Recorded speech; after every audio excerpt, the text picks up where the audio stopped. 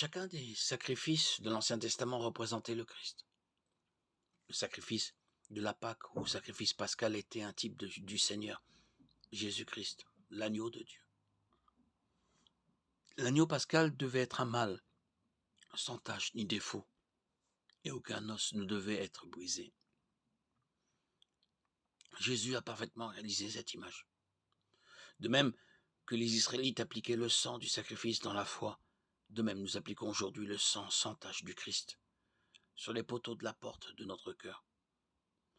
De toutes ces manières, car Christ, notre Pâque, a été immolé. 1 Corinthiens 5, 7. On objecte parfois que le sacrifice pascal n'était pas considéré comme une expiation, mais que l'expiation était assurée pour les Juifs par les sacrifices de Yom Kippour, le jour du grand pardon, le jour des expiations pour les Juifs. Par conséquent, Jésus, qui a été tué à la Pâque et qui est appelé notre Pâque dans le Nouveau Testament, ne pouvait pas être une expiation pour le péché. Il y a deux façons de contrer cette objection.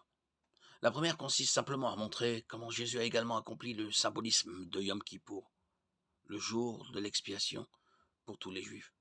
Jésus a porté nos péchés dans son propre corps, 1 Pierre 2, 24, et a goûté la mort pour tout homme, Hébreux 2, 9. Ce faisant, il a offert un meilleur sacrifice que ceux de Yom Kippour, le jour du pardon. Meilleur parce que le sacrifice du Christ était permanent, volontaire, et ne couvrait pas seulement le péché, mais le supprimait complètement. Hébreux 9, 8, 14.